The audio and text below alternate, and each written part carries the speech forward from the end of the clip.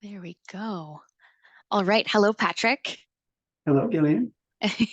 So welcome everyone. Thank you so much for joining. I'll say good morning, good afternoon. People are joining us from every time zone. So thank you so much for joining. Today we'll be speaking on driving community collaboration with transparent budgeting. So let's jump over to some intros. So my name is Jillian Gillespie, Senior Account Executive here at Questica, a Unisolutions brand. Welcome, of course, to all our attendees, and a big thank you to NACUBO and to Patrick for taking some time out to speak with us today on this topic of transparent budgeting. So I'll pass it over to Patrick for a quick introduction as well. Yeah, hi, thank you for that. Just like to thank Una as well for the opportunity to speak to this topic, as well as NACUBO for, putting this presentation on. Just I guess a little bit about myself. Um, uh, Patrick Arona, budget manager at Cal Poly Humboldt. A little bit of background is, originally, born and raised in Southern California. Then, out of high school, went into or attended Humboldt State University, then referred to as Humboldt State University. And then actually went on to Chico State to graduate. So very much so a product of the CSU system. So that's just a little brief background. Awesome. Thank you, Patrick. That's great. All right, so I've got a bit of an agenda for our time together today. It'll include why we really believe transparent budgeting is so important, ways in which transparent budgeting drives community engagement, and we will be exploring some transparent budgeting tools. We really do encourage as much interaction and discussion from this group today. I mean, we are speaking on community collaboration, so we do encourage as much collaboration here, being that communication. So please use the chat box and of course that Q&A at the bottom of your screen. We will be answering those questions at the end of our discussion today, but we do have some really great polls to easily hear from you as well. So watch for those exciting polls. So let's dive in. All right, so to start off the top, why is transparency and community engagement such an important topic right now?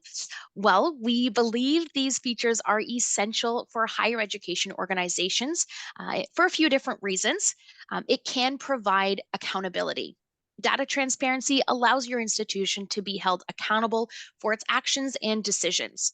When data is open and accessible, it's easier for the public to monitor and understand your institution's performance and expenditure, ensuring that resources are allocated efficiently and public officials are acting in the best interests of the community.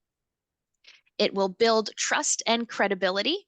Transparency and community engagement help foster trust and credibility between your organization and the public. When citizens have easy access to information about government operations and can actively participate in the decision-making process, it allows them to trust in your organization's actions and intentions. It can also improve informed decision-making. Providing data and engaging with your community allows citizens to make more informed decisions. Sharing information about your policies, programs, and services enables the public to better understand the implications of various choices, leading to more constructive and informed discussions. And lastly, it will enhance community engagement. By involving citizens in the decision-making process, your organization can tap into the collective wisdom and expertise of the community, leading to more effective and relevant policies and services that better meet the needs of your community and its citizens. Those are just a few points, of course. We know the list is quite long. So I'm going to pass this question over to Patrick. I know you gave a bit of a background into your physical background, but tell us a little bit more about yourself and your current role at Cal Poly Humboldt. Yeah, sure. Thank you, Gillian, for that. Yeah, as I said, very much a product of the CSU, California State University system. Out of high school, went to Humboldt State, then to Chico State. Out of that, as far as starting my professional career, went into financial auditing for a number of years. And then after which, just really more a personal decision of the places I've been, what would be a great place to leave, because at the time I wanted to explore and venture out and get out from Southern California, and made the move up to Humboldt State, now Cal Poly Humboldt. So that's a little bit of brief background again of me as far as my role here as a budget manager. I guess you could kind of, the way I see it, you could kind of break it down into two components at a very high level. One aspect of it is just really involved in the planning efforts and more of the review of our financial positions.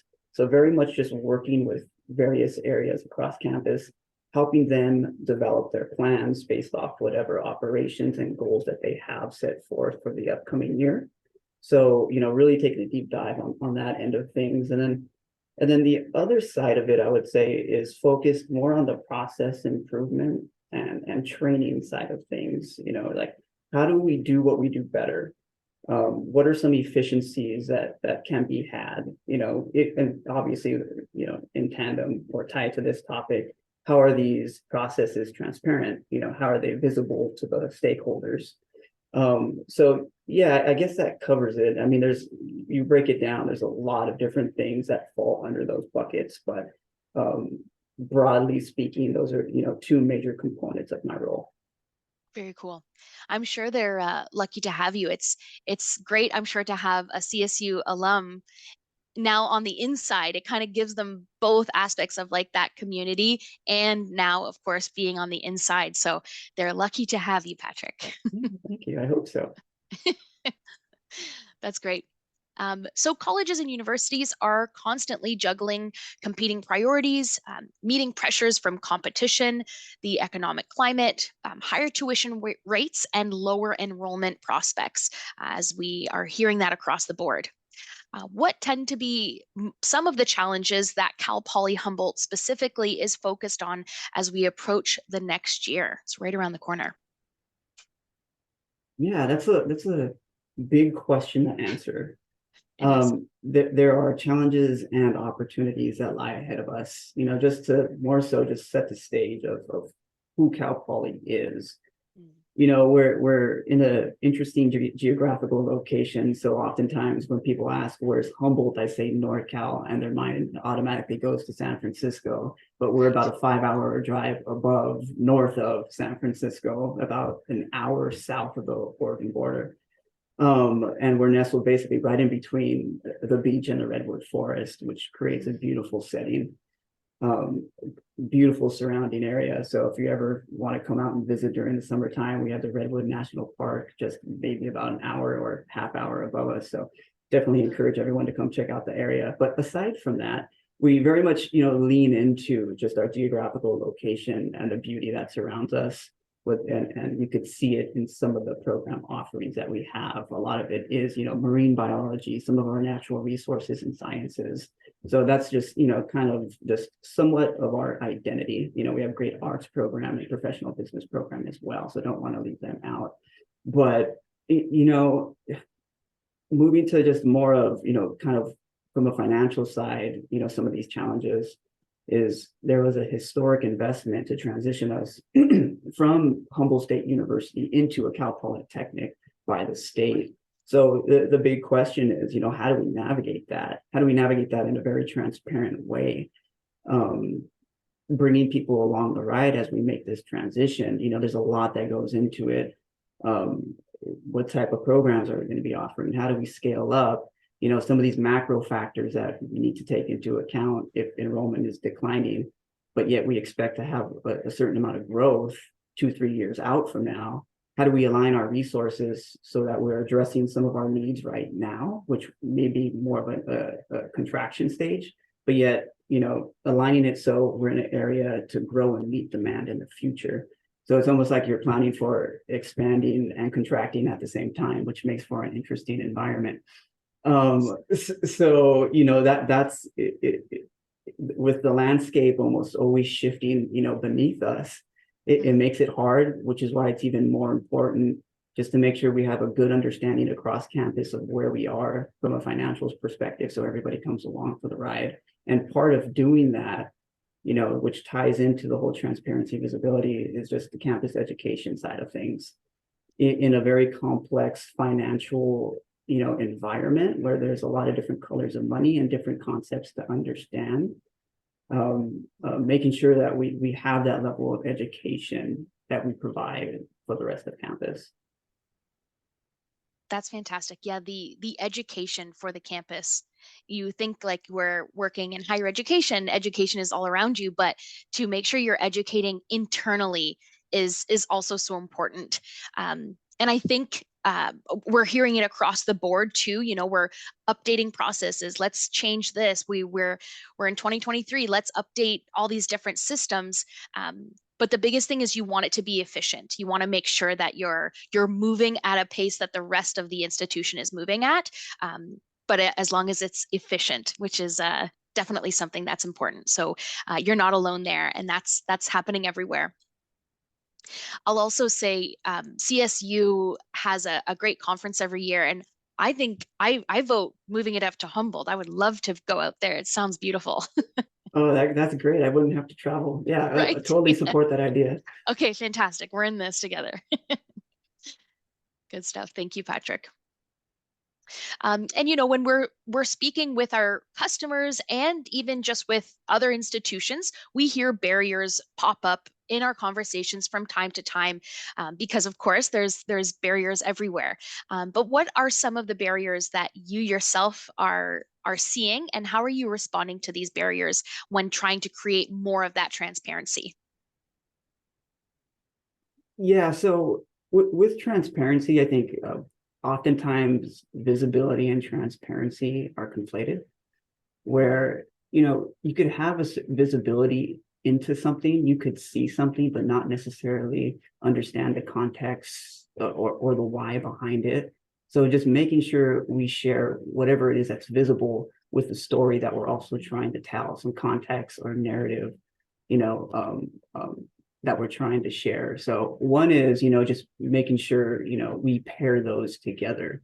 So there isn't some confusion around what is shared. Some people could look at, a certain data set, another person could look at another data set and come out with totally different opinions on what they just saw. So sort of shaping what it is we're sharing is important, and doing that with some of the tools that, Una, Questica, a product of Una, provides. So that's one thing. Mhm. Another thing is just, oh, I'm sorry, did you have anything to add? No, no, I'll agree with you, but I'll wait till I hear your your how you overcome these. Right. So some of it is truly just making sure we engage the community. And we do that with our open forums. We have a committee, URPC, University Resource and Planning Committee.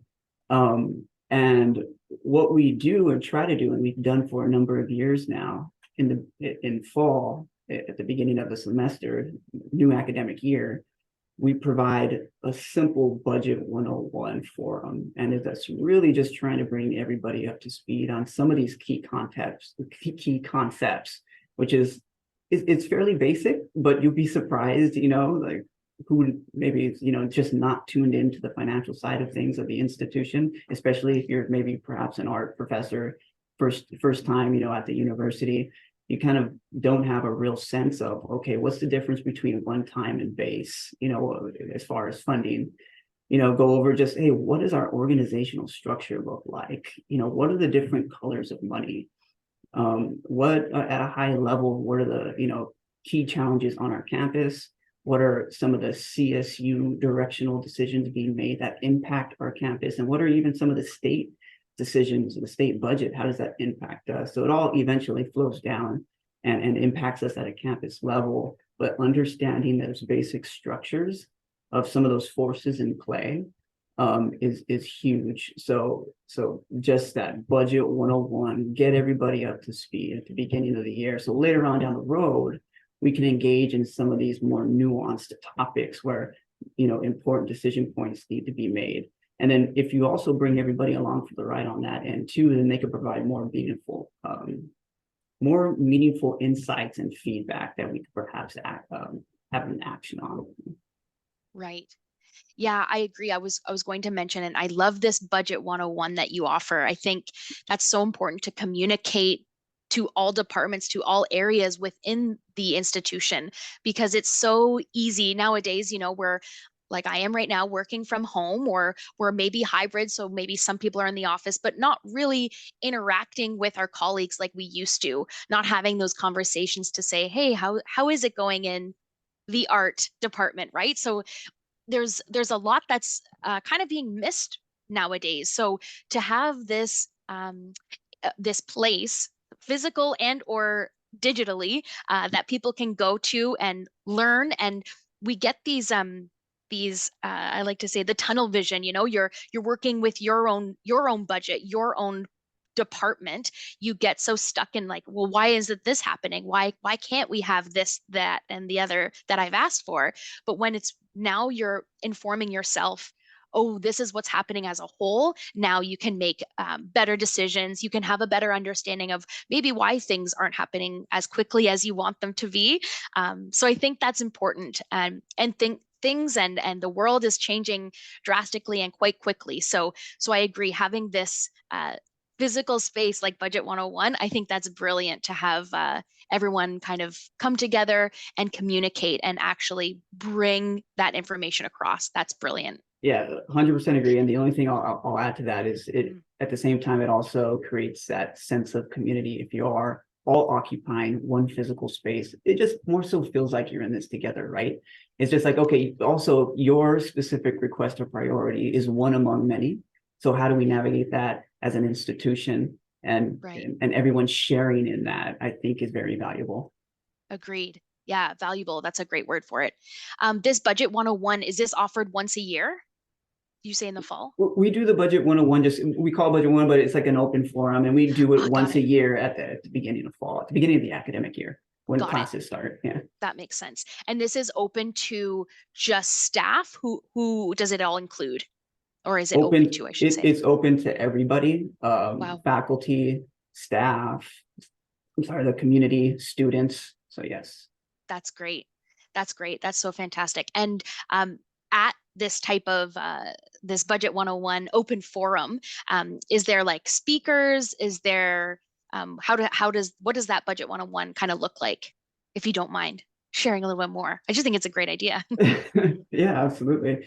I mean, so it's led by what I referenced earlier, our URPC, University Resources and Planning Committee, which is composed of different stakeholders across campus. So our provost, as well as our administrative affairs VP, a few faculty members, but essentially we'll put together our presentation and kind of speak to, hey, these are the kind of the most important topics.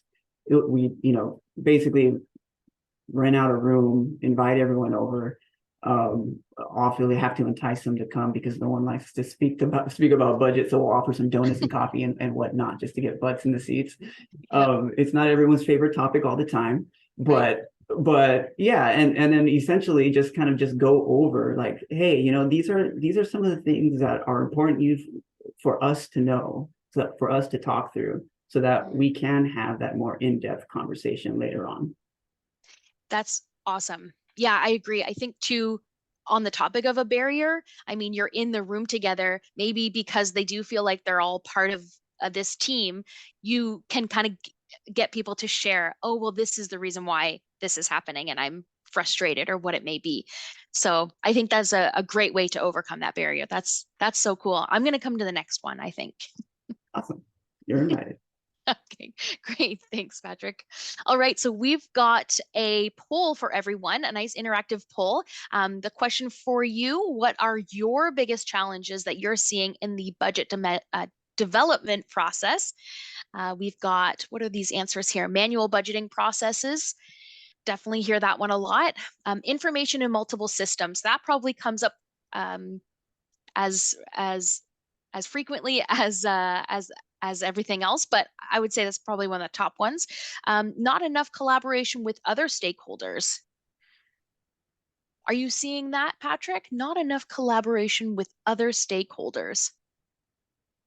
Interesting. I mean, it's sometimes it just kind of depends on how big the university or Mm, your institution that's a good is. point. That's a good point. Relatively speaking, with other institutions, Humboldt's probably not that big, but yeah, I would say it depends. Right. Yeah, that's a good point. I'm still leaning in towards information in multiple systems. This is what I'm hearing when speaking with a lot of institutions. But let's see what everyone else has voted. Ooh, manual budgeting process takes the cake. Manual budgeting process. So in I'm hearing that as using maybe Excel or maybe something that's a bit of an outdated process or just something you've been doing forever and it just really takes up a lot of your calendar. Yeah, so I mean, if I was to vote, there's components of all of this that we struggle with here at Cal It's a Poly, good but point. It's a good but point. but I guess probably the biggest one I said for us, I would probably go more so with the information in multiple systems. Mm, We have a yeah, lot of systems across the board that don't necessarily talk to each other. So just really being thoughtful on what are the systems we do want to invest in and making sure right. that, they're in alignment with the information that we're trying to get. Right. Good point. And it's great to have these systems, of course, because it increases efficiency and maybe working through a process. But now you've got a few different systems that you have to maybe keep open. And now they're all running in the background and just all these little things that I'm sure IT is not happy about that we're running all these systems constantly. But sometimes it's necessary to just make sure the efficiency of the process is maybe picked up. But now you just have to make sure, like you said, if there's a way to make them integrate, fantastic. If not, leave yourself some time to bring in that information. So nice to hear that. Yeah, I actually didn't think manual budgeting process would be top, but I thought information in multiple systems as well. But thank you so much for your input, everyone. All right, let's move on here. What do we have? All right. So, listening to some of our customers, but also speaking with a lot of higher ed institutions, here are three ways transparent budgeting drives community engagement. The first one is that it is shareable. The Cal Poly Humboldt Budget Office, for example, has created a website that displays breakdowns of the university's budgeted revenues and expenditures, and it lets visitors view budget information in different ways such as by organizing data by types of spending and by organizational structure. Visitors can even break down data into further detail, and its visualization tools such as displaying dollar values and percentages by hovering over charts with a mouse makes information transparent and just straightforward. What's the second tip here? It helps create dialogue. Cal Poly Humboldt sought to enhance visibility and transparency with both its internal, meaning faculty, staff, deans, department heads, and external stakeholders such as students, donors, alumni like yourself, Patrick, and of course the greater community. The Budget Office uses Questica's open book to help answer questions and generate discussion about the budget within the campus community. Open Book provides users with different charts and breakdowns of how the university's budget is being allocated to different departments. Cal Poly Humboldt plans to continue to enhance how they communicate to the campus community by adding more dashboards for visitors to access from their website, which could display budgets for personnel, student fees, and even capital projects. And last but certainly not least, it does assist with comparing and contrasting. The Cal Poly Humboldt Open Book website does allow visitors to view a 10-year history of the operating fund budget information. This allows the Budget Office to review and plan their current and future budgets with the historical and current data. It also informs the public how the Budget Office has adapted their budget allocations over time and ultimately helps Cal Poly Humboldt improve their budgeting for the future. Data can be uploaded into OpenBook through a direct integration with Questica Budget or from other sources, which makes it easy to continue to create different dashboards and to add additional information to their OpenBook website. With Questica's OpenBook as their data visualization and transparency solution, Cal Poly Humboldt has been able to increase awareness and foster dialogue about their budgeting practices. So this is speaking to a lot of the ways that Cal Poly Humboldt specifically has been able to. Would you agree on all of these topics here, Patrick? Yeah, sounds good to me. You did my job for me. I don't know how much more I could add, but no, I totally agree. Fantastic. Good to hear. All right. So enhancing communication throughout your campus community with dashboards and transparency can be a powerful way to improve visibility and build a shared understanding of budgeted revenues and expenditures. A question for you here, Patrick. How has data visualization and interactive charts helped not only depict budgeting data, but create transparency and collaboration? It almost, kind of goes back to the common theme of creating that understanding across campus. You start to get more familiar with just our inherent structures. One of them, a few of them being, understanding our organizational structure, understanding our account structure, just understanding our fund structure. If you have some of those basic concepts, you could then go ahead and one, just understand where we're at from a fiscal financial perspective, and then also then ask more informed questions. And in one way, we share a lot of this information is referencing that URPC budget 101. In addition to just sharing a lot of these key concepts, is briefly high level sharing these dashboards, letting them know that they're available as a resource. You could go in there and play with it. You could even download the data behind the scenes if they wanted, certain stakeholders wanted to do their own analysis. And really for them being just like a really starting place for them to build their understanding. And then just create more awareness as far as where we're at. And you kind of said it earlier too. It's like you could go back up to 10 years, understanding how the institution has evolved over time and be able to, one thing is just also pairing it with the story. There's been some features that I know we could lean into within Open Book where you could create a little bit more of a narrative around what you're looking at. And that's something we want to take a deeper dive into at some point. But really, hey, we started off at Humboldt State University. We've now transitioned to Cal Poly. From a resource or investment standpoint, how has that changed? What are our priorities and what are we investing in now? How has the organizational structure changed from then to now? And really seeing, kind of where we're pointing our resources in order to achieve some of our goals and visions. Right. Yeah, I think you hit a bit of a hot topic with the narrative and understanding the why behind the data. I think that is so important. I visit your open book site quite frequently just to really understand how granular you can get, but I think a narrative behind that information will help bring a lot of awareness and just clarification around things. It's so easy for some people to look at a bunch of numbers on like a quick report that's happening within your budget, but maybe there's others who look at those numbers and where do you even go from there, right? What does this mean? What does that mean? Where do these numbers come from? So to have, like you said, a starting point of these graphs and visualizations that allows people to say, oh, I see, let's click and see how much more I can understand how much these numbers are affecting certain departments or certain aspects of the institution. Yeah, 100%. And, it even just starts to help with the engagement side of things. Because if you could get them to start asking questions, then it's like, okay, at least you're interested. Great. We could build with that. We could work with that. Right. So just engaging with the community, getting them to start to ask questions. Some of the easy takeaways is like, if you're looking at our operating fund budget, 80% is related to personnel costs, salaries, and benefits. So our most important resource is people.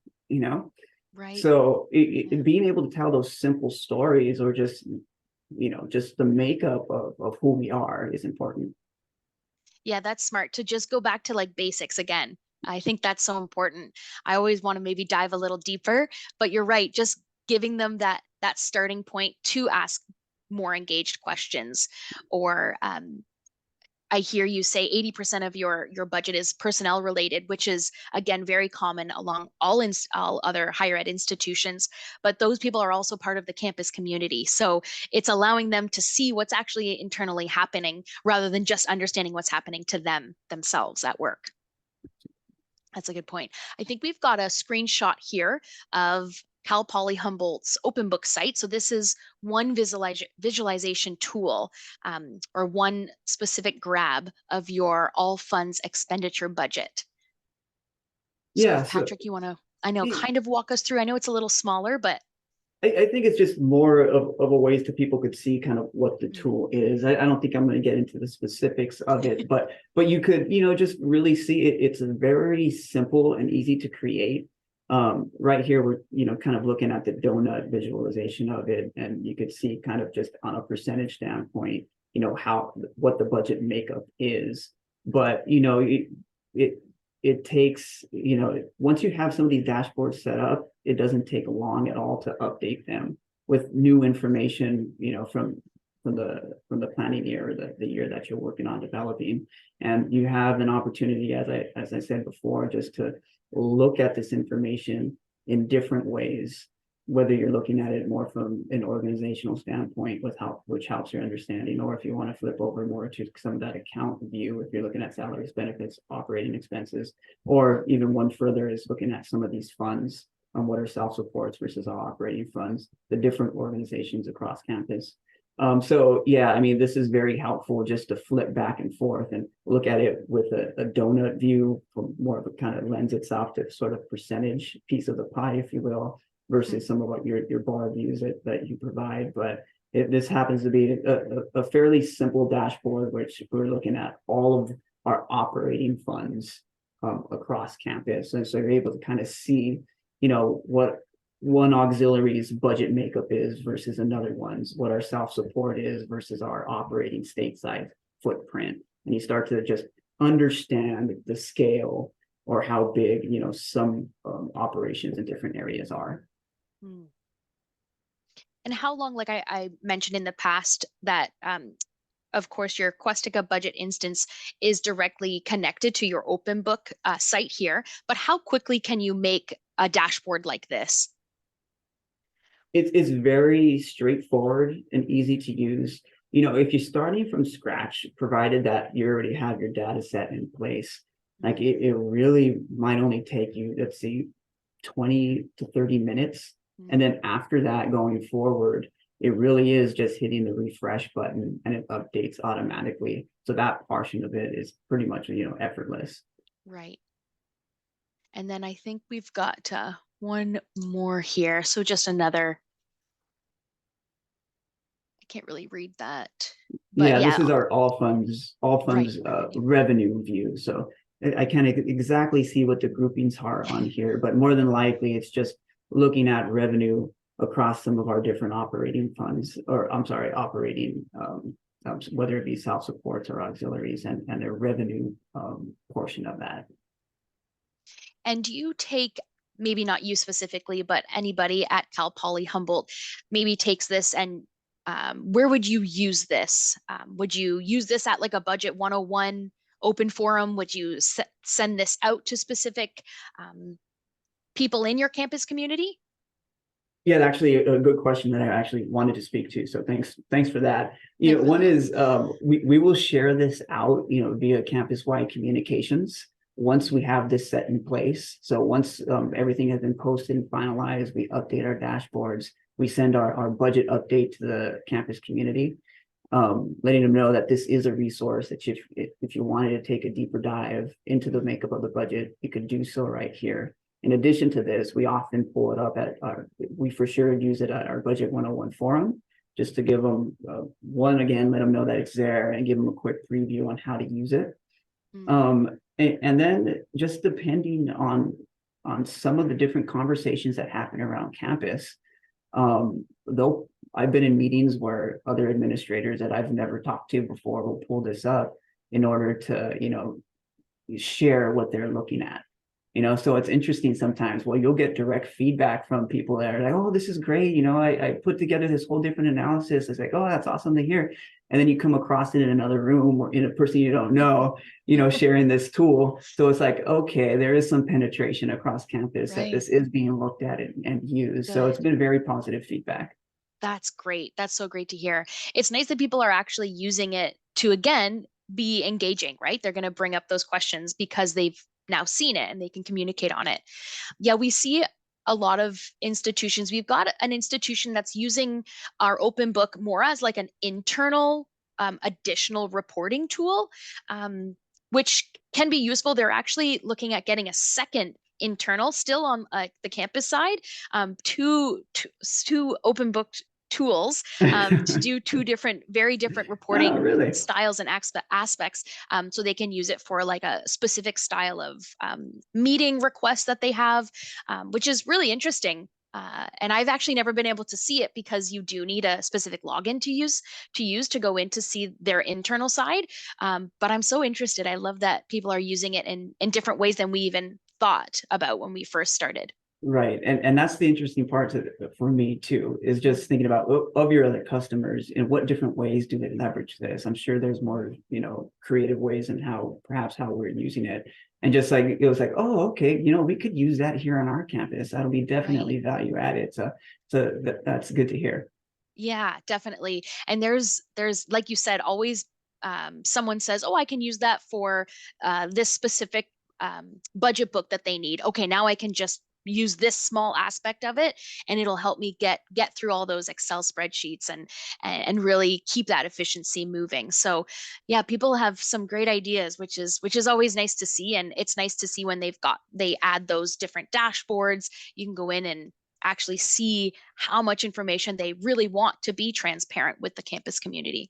It's Yeah. interesting. I guess just one more, the last point I'll make on this too Mhm. is that we're all now looking at the same information too, just because it's shared, where it becomes that single source of truth. So many times, before this was just, let's just say, less known on campus, everyone would go into their respective systems to pull the information. And not saying that their information is wrong, but maybe they just didn't collect the full data set, or they missed a piece. Or so this becomes a way for us to all be looking at the same thing, if that makes sense. It does. Yeah. You want everyone to be on that same page, right? You want everyone to feel like they're included, they're part of the team. Um, and if they can, then like I was saying, you can kind of move at this pace where everyone feels like they're in line. So I think that's smart. That makes sense. Thanks for that overview there. Thanks, Patrick. All right, and I can't believe it, but we're November 14th. We're almost near the end of the calendar year. Knowing that Cal Poly Humboldt, you do use projections within your budgeting workflow, how has using that specific tool, the projections, created awareness around your financial position? Some of it is just speaking more to the process. Right. Um, so, what we do is we do our financial reviews quarterly, Q1, Q2, Q3. And it starts at, we at the department slash what we call MBU level. So it's kind of this mid-tier organizational structure if we think about it on a hierarchy, but we essentially say to areas, hey, please look at this report, which is going to get you to an initial starting point of how you might, end the year. Are you going to be overspent? Are you going to have any potential savings? And so it's a good starting point for different areas to just view based off of these, system generated calculations based off historical information. Hey, this is kind of how you trend and how we think you're going to end at year end. Therefore, basically us getting a better understanding of any potential overspends and savings. So it at least starts at that level. It makes it easy for the areas to work through it because it's almost halfway done anyway. You just need to go in and make any hopefully slight adjustments. Right. Um, but at least from there, you're able to now have an understanding of where you are from a financial position, be able to share it with your administrator, and then it rolls up to the division leads or the next area leads. So now we're creating this broad awareness of where everyone's at. You're able to express one, just engage in conversation, but then express what your needs are, perhaps what are your Right. financial concerns, and as it keeps flowing up, it eventually lands, where we consolidate these reports for all areas on campus at an institutional level. So now almost just at each layer of the organization, you kind of start to see the financial performance of each area. What are some of the needs? What are the areas concerned?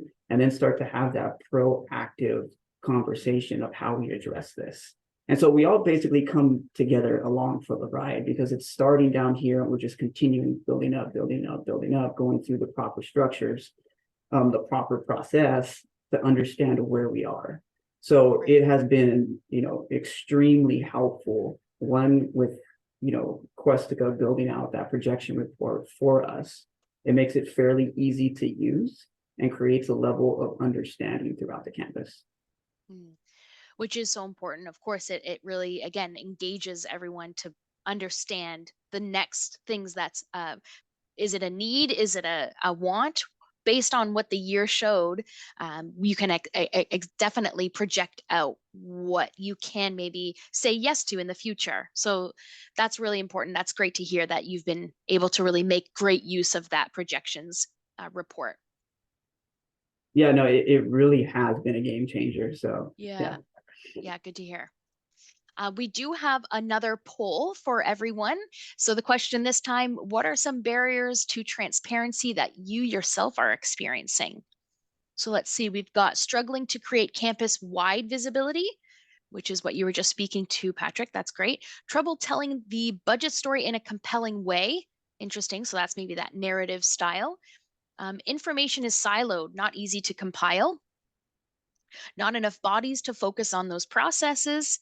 And then, of course, I do see in the chat, there's been some great answers we'll have to review afterwards once we get to Q&A. But these are all great barriers. I hear all of these. What about yourself, Patrick?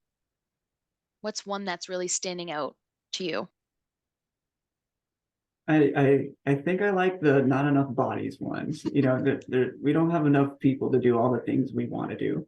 Right. Um, so I think some of that is, that's just the nature of the beast. We always feel like we're probably going to need more, but Good point. if we had some more help, I think we could get more done. Right. Yeah, we're hearing that honestly across the board as well. We need more bodies. Yep. Fantastic. You're right in line with everyone else. So that's 32%, not enough bodies to focus on those processes. And sometimes you think about the processes as just this is for the budget office, but it really does affect so many different levels of the institution.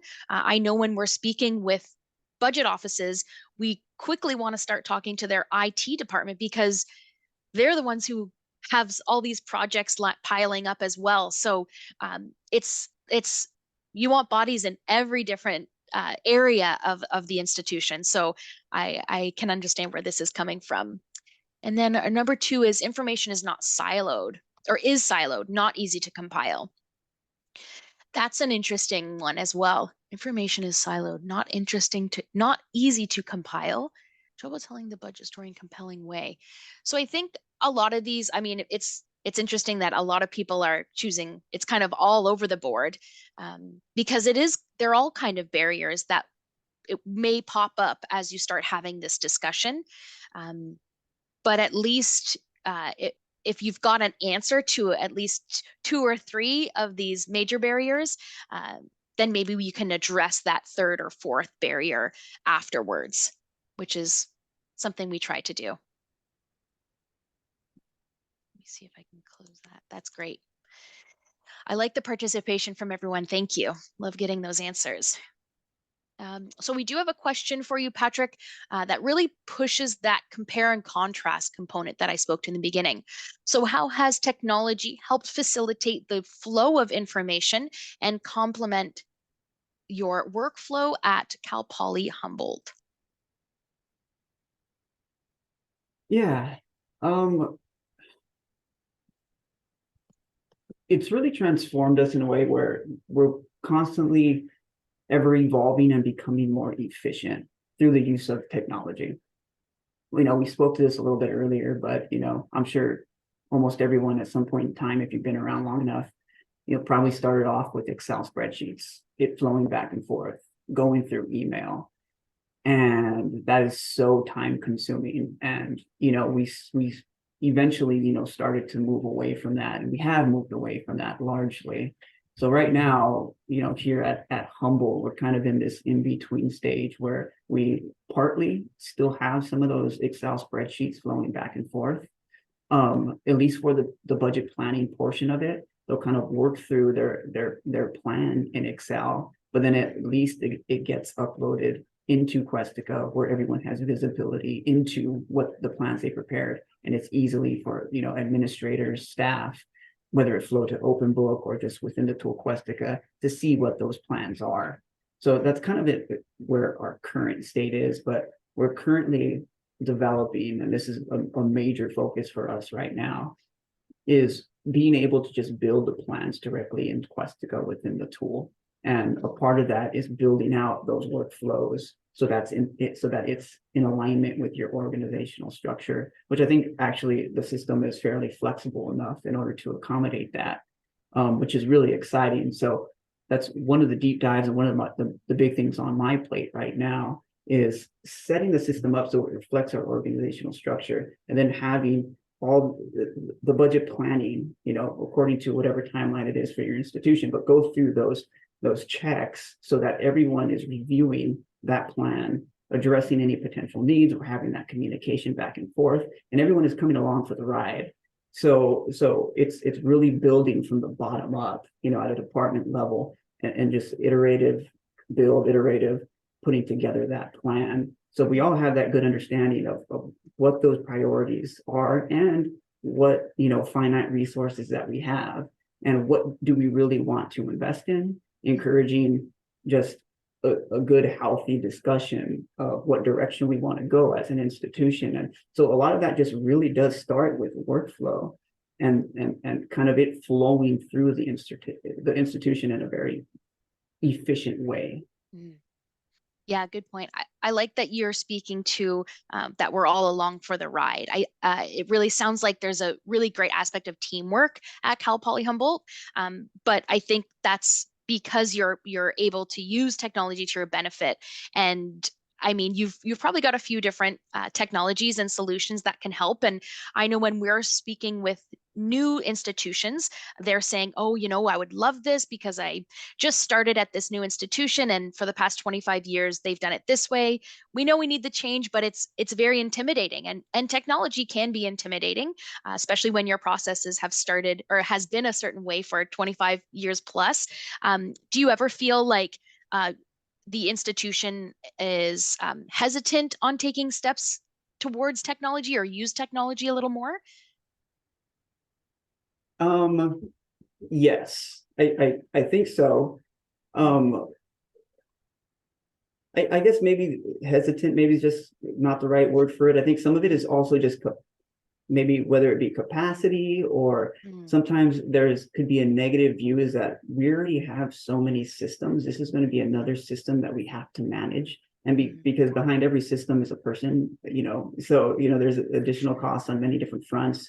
So there can be some hesitation. So you do need that initial buy-in, especially if you're going to be rolling out a product that the whole campus is going to use, and it's going to need to be fairly familiar with. So there definitely has to be some buy-in and some engagement and understanding that this is the vision we see. This is how it's going to help us. So that is very important. Right. And going back to your ideals of teamwork, you want to make sure that everyone is on board for this new investment of change and new investment of learning. So I can understand. We hear it a lot. So I'm understanding that that's a barrier that we see. But I'm glad that you've embraced it. That's really exciting. All right. So the big question of the day, I guess, Patrick, has the use of technology solutions created a more transparent budgeting process and really encouraged collaboration in the community, specifically at Cal Poly Humboldt? I mean, hands down, yes. And it's much what I already spoke to in the previous slide. It's through the use of, building out certain workflows, through the use of open book and sharing that information that's easily accessible, paired with open forums, engagement. So it's not just here's a new product, learn how to use it, but here are some trainings along the way. This is the end goal of what we're trying to get to in rolling out something like this, through the use of technology. it takes time. It's going to take, a number of years for everyone to just get familiar with this new product, with this new software, what it has to offer. But I think once you get over some of those hurdles, you really start to see the benefit of what it could do. And there's still a lot of additional features and things we want to dig into that I think will help us along the way. Right now, we've been really just focused on, hey, setting up our workflows and processes so it flows in a very efficient manner. There's not a lot of back and forth and redundancies. But then, leveraging the tools and the other capacities that it has, where it might be some of our revenue projections that are based off of enrollment inputs. It's some of these other type of forecasting features that you have within the tool in order to streamline some of this stuff. So it's always, there's always something new to uncover, and see how we can improve. But I mean, that's almost the name of the game, there's always continuous process improvement. Well said. I think like from a solution provider's perspective, we always want to be pushing and giving you more. So that makes sense that you're feeling that as well. But that's great to hear that it is helping. Okay, this one. This is our final question of the day, and then we will get to Q&A as we do have some time. What broader roles do you believe technology can play in a more transparent budget? Yeah, so yeah, this is a tough one for me, mainly because, I'm not a technologist. I don't even know if that's a word. It is. Okay. We'll say. I don't exactly know what technologies are right around the corner and what role it could play. But what it seems to me is that we are getting to a place, based off what I've seen, we're getting to a place where you're able to see the budget, whether it be budget development or requests, have visibility to and transparency from start to end of how the budget process works. From the very beginning stages down onto the department level to how it flows up to how it changes. Some of the input that's provided, there's a commentary within the tool that, the comments, edits, and all totally you could trace it back to, the origin, and seeing how it changes and takes form, throughout the whole process. I think only now we're starting to scratch the surface on that. And so that's very exciting. And because if you can get to that point where you have that full visibility and transparency, you start to understand the why behind it. And I think that just sits better with a lot of people. It's not knowing sometimes why decisions are made or why outcomes came out the way they did. And so if you could kind of follow the bouncing ball along to the end, you start to feel more comfortable with some of the decisions that were made and understand the direction that we want to head in. Right. Yeah, that's brilliant. And I think the understanding the why behind the narrative is what we call it at Open Book. Behind the narrative behind those decisions is important, and being able to present the narrative right alongside that financial data is quite crucial. I mean, it's one to look and say, okay, I'm seeing where things understand, but to really put the why to it and explain it just makes so much more sense. It allows people to be at that same level like you spoke to. Yeah, great point. Well, thank you so much, Patrick. I really appreciated this. This was a nice conversation. I will pull up the Q&A, or if Serena is on, there she is. Hello, everyone. What a terrific discussion from Jillian and Patrick. We have just about 5 minutes here to address some of the questions from the audience. So Jillian and Patrick, I'll go through the Q&A now, and feel free to jump in if you'd like to answer, or if you feel you've already addressed it during the presentation, that's also all right. The first one here, do you have an example agenda or structure for the Budget 101 that you would be willing to share with the audience? Yeah, I mean, this past go around, it was fairly simple. You know, it was really just budget 101 key concepts. What are the key terms that you need to understand as a baseline foundational level? We then sort of went into just almost state of the union, if you will, where it was what are the financials look like at a campus, CSU, and state level, just to have that, you know, understanding, macro understanding, and then going into kind of what the role of our committee, the URPC, is, what part do we play, and sort of what next steps are, and how things are going to evolve over the course of the year. So that was kind of the three kind of components of it. Terrific. All right. The next question we have here, what kinds of data do you find helpful? What budget model do you use typically? Budget model, we kind of do a combination of incremental and priority based. You know, there's certain, we're kind of also taking a look at different models and what other ones we want to explore, but as of right now, that's what it is. And then I'm sorry, what was the other one? What sort of data sets we look at? Yes, what budget model do you use? And sorry, what kinds of data do you find helpful? Yeah, data it's a combination of, you know, looking at historical budget, looking at historical actuals. We're looking at sort of budgeted positions within each area. We'll look at some of the key metrics as far as, you know, student faculty ratios.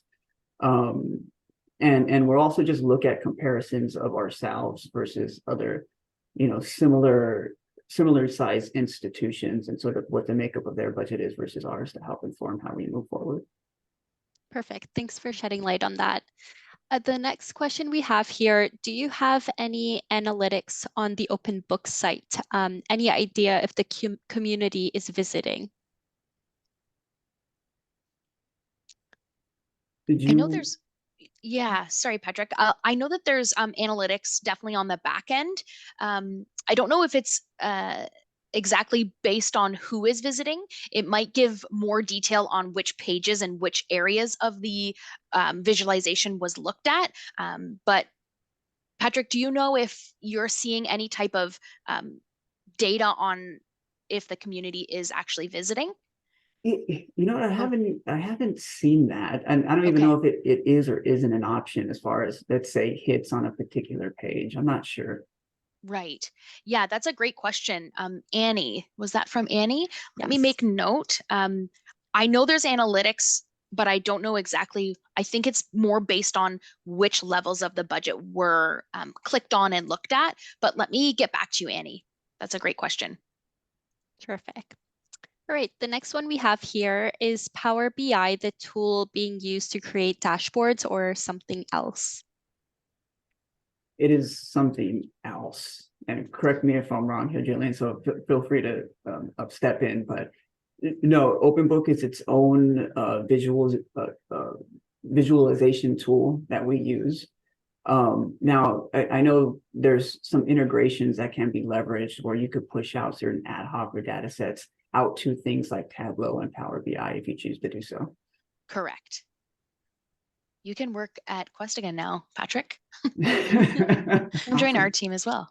All right, looks like we have time for one last question. Does the campus community use it compared to your operations before? And was it difficult to train the community with that change in using the tool? For the community standpoint, you know, it's hard for me to see, and it almost goes back to the analytics question, you know, how much the community use it without seeing, you know, what type of people are looking at each page. So I don't know, you know, to the level of which the community actually looks at, let's say, open book, but it is, you know, leveraged quite frequency around campus in different meetings. Terrific. Well, thank you so much, Jillian and Patrick, for your conversation today. We learned a lot about making budgeting more transparent. Yeah, just wanted to wrap things up and conclude the presentation. And thank you everyone so much for joining today's call. Thank you, everyone. Look forward to hearing from you. Thank you, everyone.